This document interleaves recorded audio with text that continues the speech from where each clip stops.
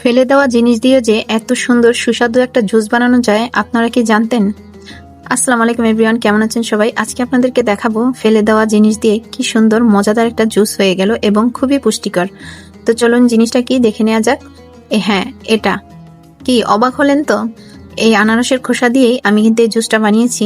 আমি আনারসটাকে ভালোভাবে ধুয়ে নিয়েছি, প্রথমে ধুয়ে তারপর আমি খোসা ছাড়িয়ে নিয়েছি এবং খোসা ছাড়িয়ে নিয়ে আমি 2 কাপ পানি দিয়ে খোসাটাকে ভিজিয়ে রেখে দেবো সারা রাতের জন্য। আমি একটা কাপড় দিয়ে মুখটা বেঁধে তারপরে ঢেকে রেখে দিয়েছিলাম। তারপর আমি সকালবেলা এই যে এটাকে জাল করে নিচ্ছি। এখন সেই পানির মধ্যেই আমি 10 থেকে 15 মিনিটের মতো জাল করে নিব। যখন একটা খুব সুন্দর ঘ্রাণ বের হয়ে আসবে তখন আমি চুলাটা বন্ধ করে দিয়ে ঠান্ডা হতে রেখে দিব। ঠান্ডা হওয়ার পরে আমি জগের মধ্যে ছেঁকে নিয়েছি জুসটা।